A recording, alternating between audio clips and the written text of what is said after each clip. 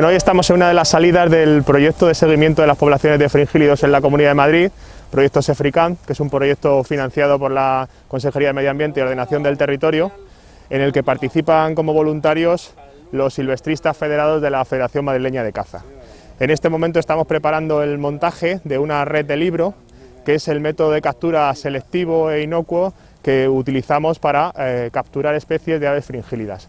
Concretamente el proyecto está dedicado a las 11 especies de fringílidas que hay en la Comunidad de Madrid y tenemos fundamentalmente ahora en esta zona para capturar el jilguero, el pardillo, el verderón, el verdecillo y probablemente el pinzón sean los ejemplares que más frecuentemente veremos durante la mañana. El método, como veis, consiste en una red que se llama de libro, que es una red de 2 hojas. Cada una de ellas ahora se está colocando a uno de los lados y mediante un sistema de cuerdas y tensiones, cuando se acciona desde el puesto trasero, que veremos más tarde, conseguimos que se abatan sobre esta zona central en la que se disponen distintas plantas que luego también tenemos que identificar en nuestras fichas de hábitat a la hora de valorar el entorno. En este caso estamos usando el corremundo, estamos usando la olivardilla, estamos usando también la garmoncilla o escobilla para atraer a los pájaros con el objetivo de que se posen en esta zona. Veo también aquí el cardo estrellado, que es muy común en la zona. Para conseguir la atracción, por un lado tenemos estas plantas que son los alimentos propios y que hacen que las aves estén en la zona, y también tenemos actores fundamentales en todo este proceso, que son los cimbeles, que son aves que colocaremos aquí en esta zona. Ahora vemos las varillas vacías y se están colocando en este momento uno de ellos. Los cimbeles tienen por objeto atraer a la zona de la comida a las especies que previamente han sido acercadas mediante el canto de los reclamos que se colocan alrededor de la red. Todas estas especies ahora que nosotros utilizamos como cimbeles y reclamos, pues son aves capturadas durante la época en la que durante el silvestrismo se podían tener algún tipo de retención de capturas, y ahora lo que estamos haciendo es, utilizando esas aves que mantienen con muchísimo mimo y con muchísimo cuidado los silvestristas, pues las estamos utilizando para atraer a las aves a este proyecto científico. El objetivo es hacer el seguimiento de las aves en la Comunidad de Madrid en todo el ámbito regional, y por primera vez ya desde el año pasado hemos conseguido tener un muestreo completo de todo el territorio de la comunidad, desde la época primaveral hasta la época invernal o postnupcial que estamos viviendo en este momento. El reclamo que estamos viendo ahora corresponde a la especie de jilguero, ¿vale? Es un pájaro entrenado para, una vez que se levante esta varilla de madera que vemos aquí, que es la cimbelera, si el pájaro se pose sobre la varilla y resulte un atractivo natural a los congéneres que vengan volando atraídos por el canto de los reclamos. Buenos días, aquí desde Getafe, estamos aquí en el Cerro de los Ángeles para hacer el proyecto de SEFRICAN 2020. Somos el equipo 124 y esto es lo que es una red de 6 metros, tiene 150 mallas. Esto son las plantas que ponemos para que el pájaro, que es de lo que se alimenta, el pájaro que hay aquí por la zona, jilgueros, pardillos, verderones, pinzones, verdecillos, pero nosotros los únicos que podemos coger son jilgueros, pardillos y verderones. Según llegamos aquí, mandamos la ubicación, ¿vale? Mandamos la ubicación y dónde estamos, con las coordenadas, y las apuntamos para que sepan los compañeros, los directivos dónde estamos. Ellos directamente se lo pasan a las autoridades para que sepan que estamos aquí, tanto a forestales como medio ambiente, SEPRONA, y ya está, y así ya saben dónde estamos. Esto es parte también del proyecto, porque nosotros lo que hacemos es georreferenciar todos los datos, y los equipos participantes, aquí estamos en concreto con el equipo 124, los equipos participantes siempre, una vez que tienen colocada la zona o llegan al punto de destino, pues revisan su ubicación y mandan siempre las coordenadas GPS de la zona en la que se encuentran. En este caso, pues estamos hablando del grupo 124, que se encuentra en la localidad de Getafe. Por metodología científica, un horario de avistamiento entre el amanecer, que aproximadamente son las 8 de la mañana, y las 2 de la tarde. Podría avistarse también algunas aves en horario vespertino, pero sin embargo el momento de máximo movimiento y que por tanto optimiza la cantidad de aves avistadas y que permite estimar las poblaciones, que es lo que últimamente queremos de estas aves, pues el momento de máximo movimiento es por la mañana, en las primeras horas. Entonces nosotros siempre, en todo punto de muestreo, en todo intervalo que hacemos, procuramos tener un mínimo de 2 horas, si es posible, al menos 3, para en esas 3 horas contar el movimiento de todas las aves. Y el máximo movimiento, como te digo, es a primera hora de la mañana, y por eso hay que hacerlo en este momento, tener todo preparado para que cuando amanece y los animales, después de pasar la noche en sus dormideros, salen a comer o salen a beber, pues es cuando mejor permite su observación.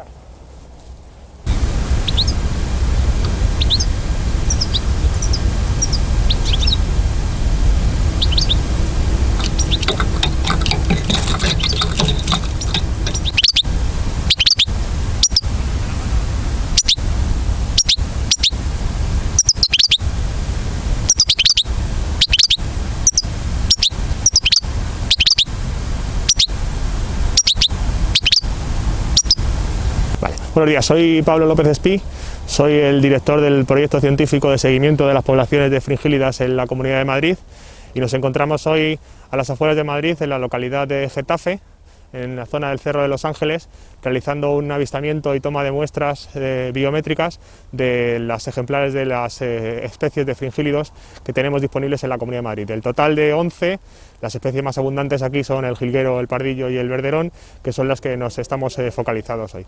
Como veis, aquí estamos con un grupo que ahora acaba de terminar de poner su puesto de red, una red de libro, y nos aprestamos a la captura de estas pequeñas fringílidas para estudiar su población.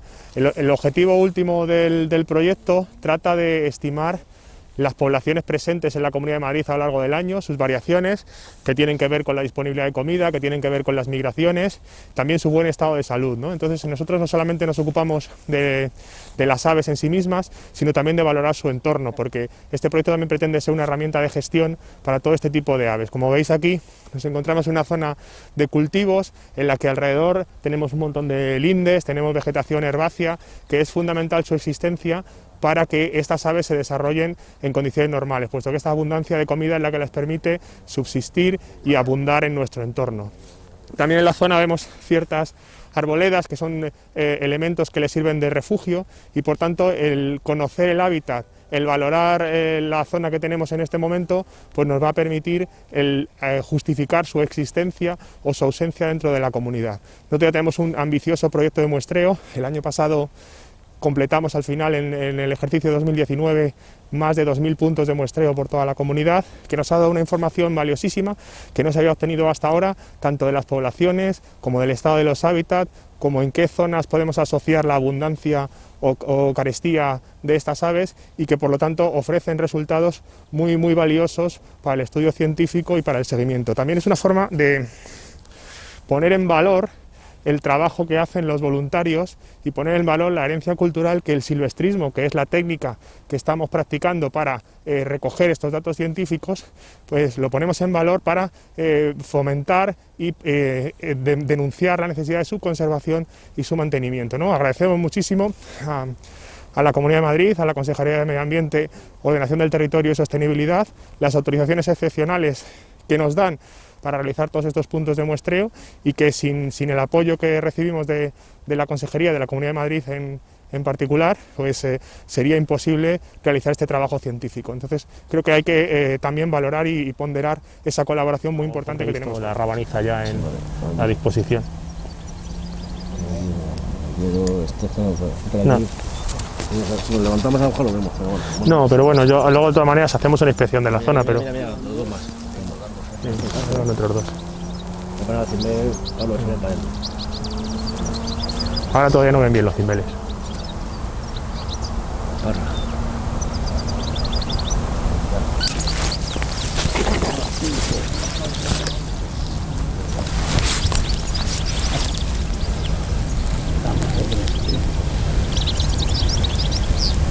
Como bien entramos de Fuenlabrada, ¿eh?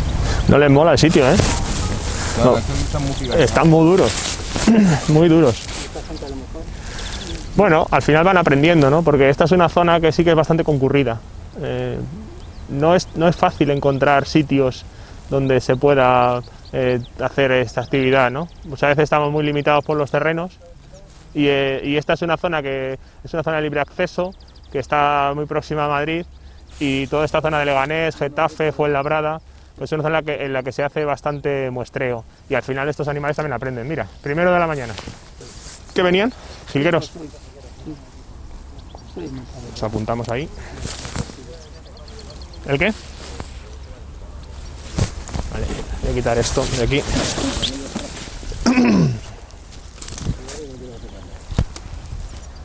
Vale, por si acaso.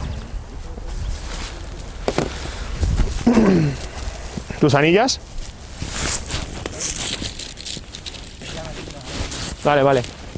Ahora vamos a tomar las medidas de este ejemplar de jilguero macho, que ha sido el primero capturado en la mañana. Lo primero que hacemos es una inspección visual del ave. En este caso se ve que viene en buen estado de salud, el plumaje está aseado, obviamente no ha sufrido ningún tipo de daño cuando lo hemos capturado, y lo que vamos a hacer ahora es una valoración de la grasa y de la tonalidad muscular que tiene el animal. Para ello me tengo que quitar la mascarilla porque es necesario soplar. Observamos el abdomen y en este caso la quilla, el músculo alrededor de él lo tiene en buen estado, bastante musculatura, por tanto vamos a notar que no marca el músculo del esternón. Vamos a ver las zonas de grasa, en este caso vamos a ver la zona interclavicular, la zona abdominal y por aquí debajo en la zona pectoral, a ver si tiene depósitos de grasa. Esto siempre está asociado a la abundancia de comida.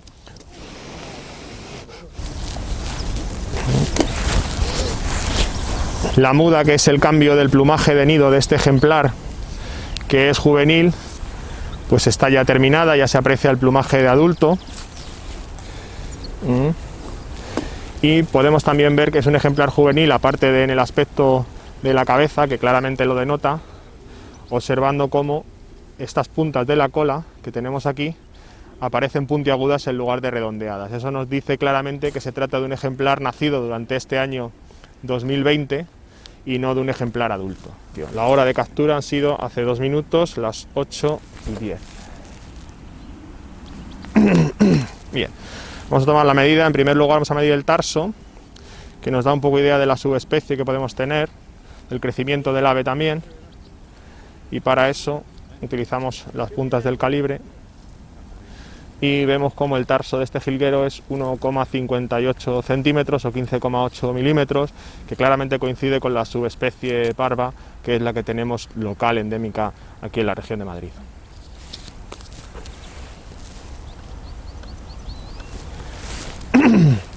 Vamos a medir el pico. Nosotros seguimos el método del culmen expuesto, entonces tenemos que ver la parte del pico que está descubierta, ahí lo tenemos, 1,23 centímetros. Nos queda la tercera primaria, para eso nos hace falta la regla. Con la tercera primaria medimos la longitud de la pluma más larga del ala. Entonces, en este caso vamos a apoyar la articulación del ala sobre el extremo de la regla, deslizamos con cuidado las plumas del ejemplar y vemos como tenemos 7,55 centímetros.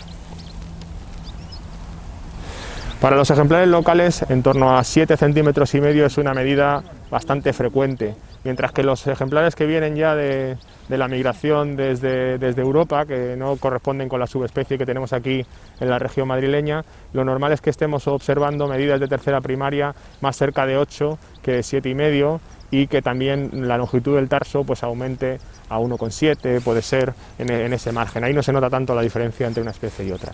Por último vamos a colocar la anilla antes de pesarlo y liberar nuevamente al ejemplar. En este caso nuestras anillas son todas seriadas, la 10.358.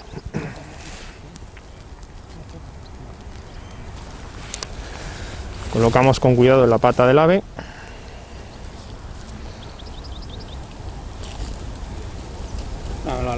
Queda bien cerrada para que no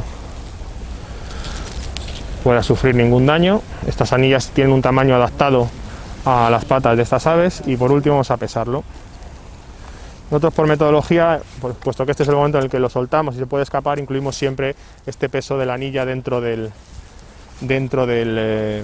peso que venimos aquí y luego internamente el equipo científico pues ya descuenta estos pesos en todas las aves.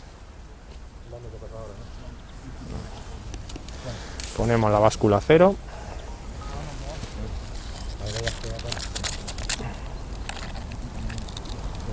Ya está.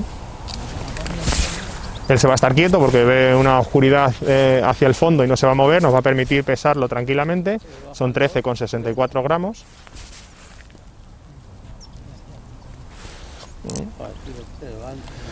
Y ya con esto hemos completado la ficha de este jilguero. Lo sacamos con cuidado del tubo. Ahora en este momento están volviendo unos ejemplares a la red, así que vamos a esperar unos segundos para poder liberarlo. Como se puede ver, a las 8:10 capturamos este ejemplar y en 5 minutos, son ahora las 8:15, hemos completado todo el proceso de valoración del ave, de anillado, de pesado y del resto de toma de medidas.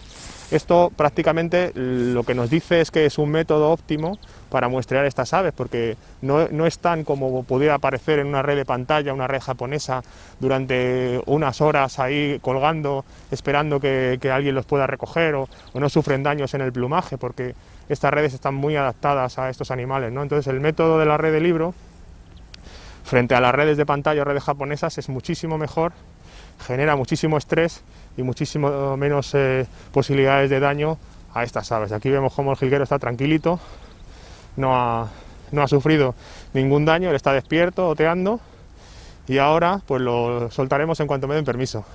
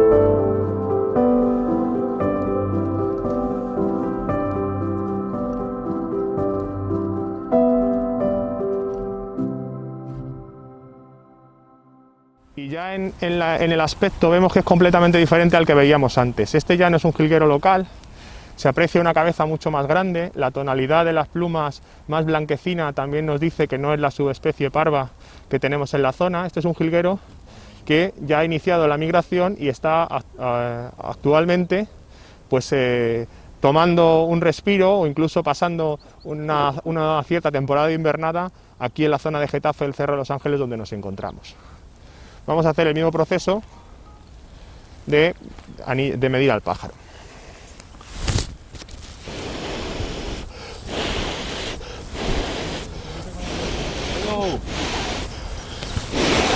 Tirado. Habías cogido uno grande. Aquí tenemos depósitos de grasa en las 3 zonas. También es un pájaro que está en buena condición, que ha terminado su muda y al que vamos a poner la anilla 10.359 cuando acabemos. Es un jilguero, en este caso no es local, es un macho también.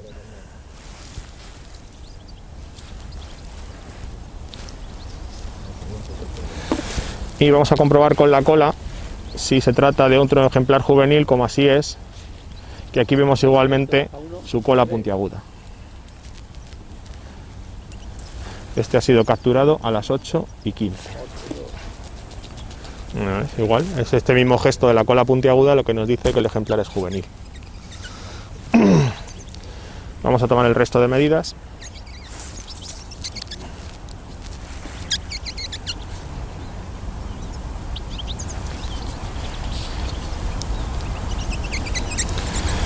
Este mide 1,71 de tarso, que si lo comparamos con lo que veíamos antes del jilguero local de 1,58 ya se aprecia una ligera diferencia.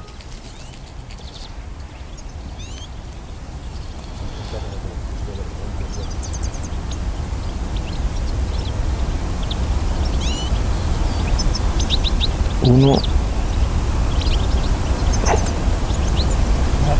27.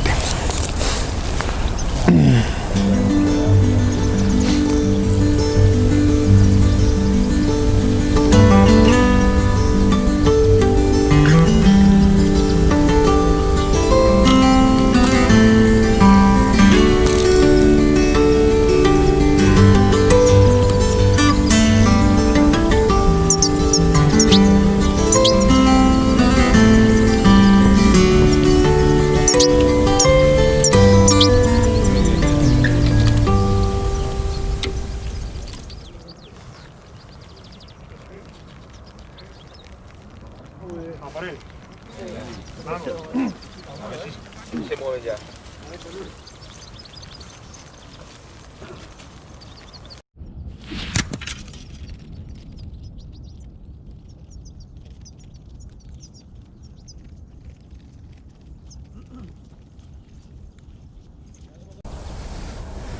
Este es otro tipo que también vemos mucho, que tiene menos matizado el negro. Y aquí, como veis, antes teníamos un jilguero que tenía el madroño, que es esta zona roja de la cabeza, lo tenía en un color granate. Este, sin embargo, por otra alimentación distinta, pues lo tiene más naranjita. Pero se aprecia una tonalidad mucho más marroncita en toda esta zona trasera de la cabeza, incluso en la zona alrededor del ojo. No es tan blanco brillante. El blanco más brillante, más intenso, generalmente suelen ser aves que vienen de fuera, que son procedentes de migración. Buena idea, ¿eh? ¿Te ha gustado, eh? Se ha quedado a gusto. Buena idea, buena idea. ¿No quieres irte? ¿Eh?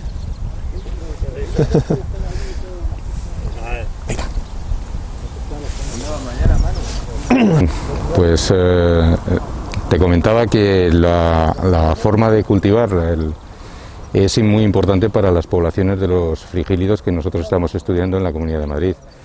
De hecho, el uso de herbicidas es uno de los motivos que está haciendo que las poblaciones no se terminen de recuperar con la velocidad que se querría.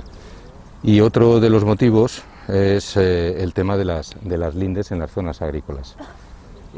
Podemos ver la diferencia de los campos que tienen, que están respetándose sin herbicidas, y otros que con herbicidas o con tratamientos tempranos los están realmente sin comida en estos momentos, que es un momento crítico para los pájaros, y es también un momento donde empieza el paso de los frigílidos que vienen del centro y norte de Europa.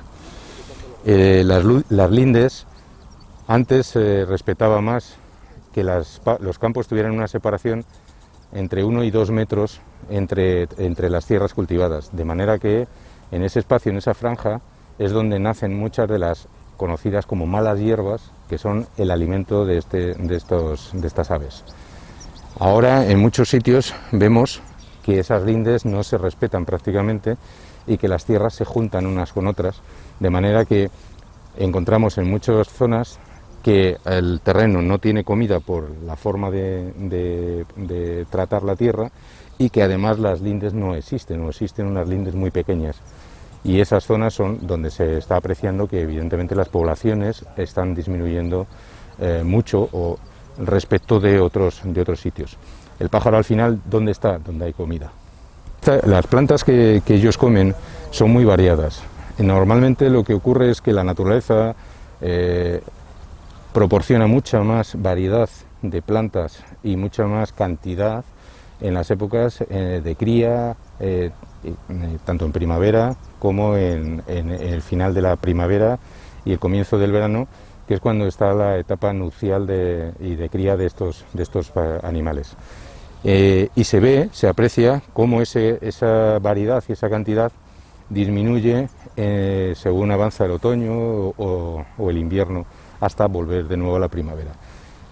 Por eso son etapas más frágiles para estos animales, porque dependen de menos especies vegetales a la hora de comer. Son plantas silvestres que nacen dentro de los campos, que es junto al cultivo. Encontramos plantas crucíferas, los cardos y distintas variedades, jaramagos, que es la planta que comen. Entonces, los herbicidas lo que van es a eliminar ese tipo de planta, con lo cual lo que están es eliminando la comida de estos pájaros. Si no hay comida, no hay pájaros, es el ciclo de la vida. El pájaro o cualquier otro animal necesita la comida, si no hay comida, va a buscarla a otro lado. Es también interesante que las zonas degradadas urbanas, al haberse dejado y estar removidas, tienen un suelo muy interesante para plantas vivaces y plantas oportunistas, lo que estamos encontrando es que hay mucha población de estas aves están en ese tipo de zonas, en zonas urbanas degradadas. El equipo de los voluntarios que participan en el proyecto lleva instalada una aplicación, que es esta, que se llama Sefrican, que hemos desarrollado en la Universidad de Alcalá, y que a cada uno de los usuarios les permite enviar los datos. Voy a meter ahora los míos, un momento de privacidad.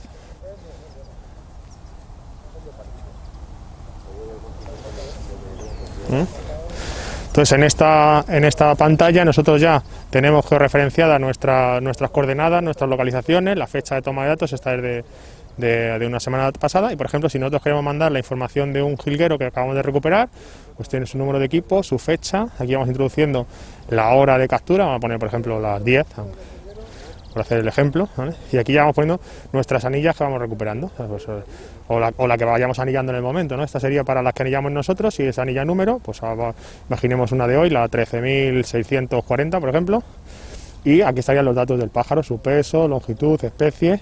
Aquí están las 11 especies que nosotros seguimos en la comunidad: camachuelo, jilguero europeo, lúgano, pardillo, pico gordo, pinzón, pinzón real, piquituerto, verdecillo, verderón común y verderón serrano, que son las 11 especies de fringílidos en la Comunidad de Madrid.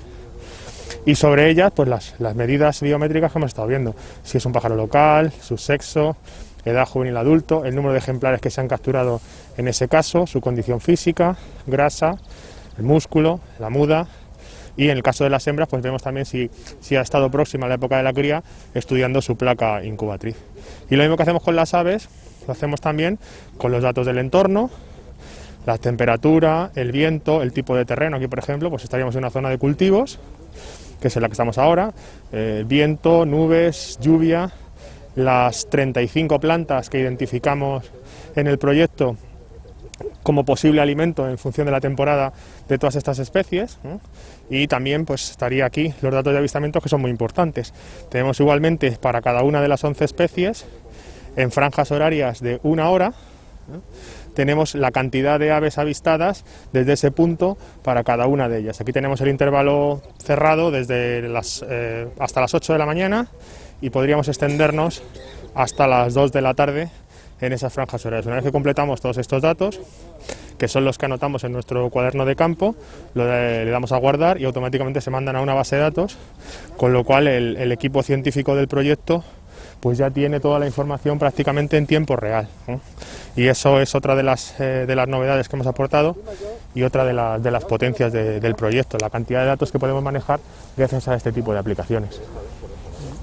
Dices que la aplicación ha sido desarrollada por la Universidad de Alcalá.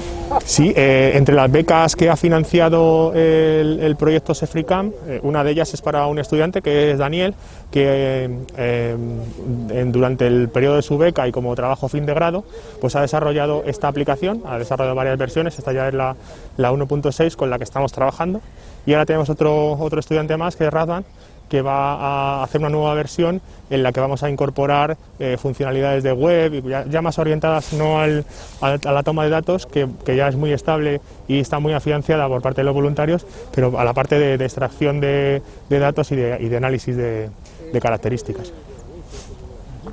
¿Y esta base de datos se compara con otros países? ¿Es nacional? ¿Es internacional? La base de datos ahora es local del proyecto, pero entre las actividades que tenemos previstas para este año de divulgación va a ser el hacer la base de datos pública para cualquier investigador de cualquier país que lo desee hacer, ¿no? Entonces lo que vamos a hacer es nuestra información, que actualmente está en unos 25.000 aves en un periodo de 2 años.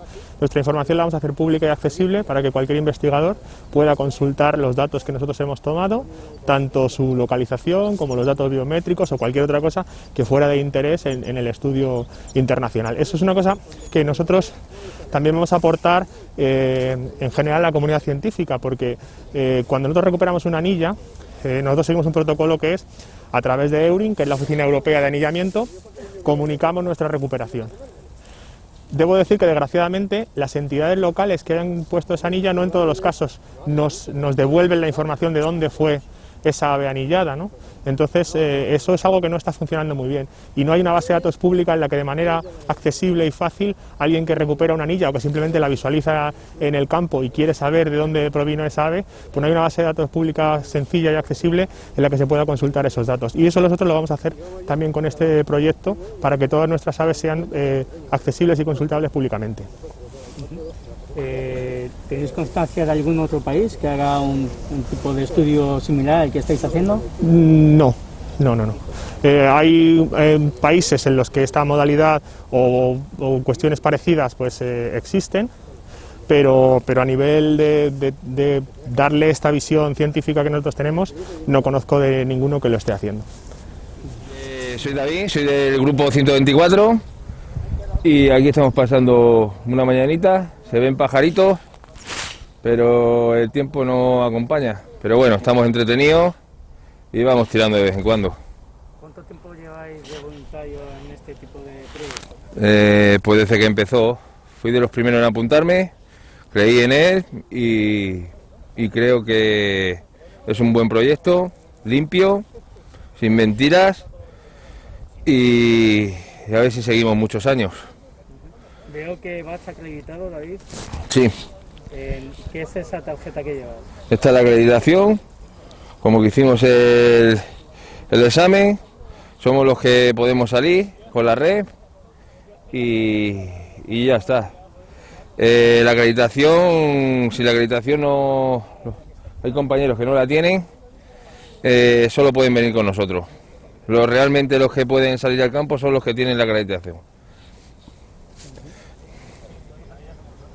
Y somos los que podemos anillar, manipular el pájaro, anillarle, pesarle, etcétera, etcétera. ¿De dónde te viene esta afición? A mí me viene desde chiquitito, desde los 5 años, con mi abuelo y con mi padre, y bueno, y seguimos.